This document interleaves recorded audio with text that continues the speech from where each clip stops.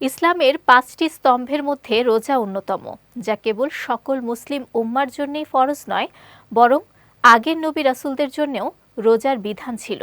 তবে প্রশ্ন আসে, দুনিয়ার প্রথম কে রোজা রেখেছিলেন বা এর সংখ্যা কত ছিল? এ বিষয়ে সুস্পষ্ট তথ্য না মিললেও কুরআনে বিশেষ কিছু নির্দেশনা রয়েছে। বিস্তারিত সঞ্জিদা আজিজের ডেস্ক রিপোর্টে।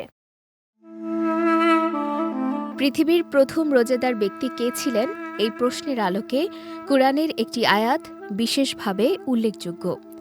কুরআনের নির্দেশনা এমন: হে ঈমানদারগণ, তোমাদের ওপর রোজা ফরজ করা হয়েছে, যেভাবে ফরজ করা হয়েছিল তোমাদের আগের লোকদের ওপর, যাতে তোমরা পরহেজগার হতে পারো। এই আয়াত দ্বারা স্পষ্ট যে রোজা হযরত মুহাম্মদ সাল্লাল্লাহু আলাইহি ওয়াসাল্লামের আগের নবী রাসূলদের জন্য ফরজ ছিল। সেই হিসেবে প্রথম নবী ও প্রথম মানুষ হযরত আদম আলাইহিসসালামই হবেন প্রথম রোজা পালনকারী। সুফি সাধকদের মতে হযরত আদম আলাইহিসসালাম যখন নিষিদ্ধ ফল খেয়েছিলেন এবং তারপর তাওবা করছিলেন, তখন ৩০ দিন পর্যন্ত তার তাওবা কবুল হয়নি, কারণ তার দেহে নিষিদ্ধ ফলের নির্যাস রয়ে গিয়েছিল। অতঃপর তার দেহ যখন তা থেকে পাক পবিত্র হয়ে যায়, তখন তার তাওবা কবুল হয়।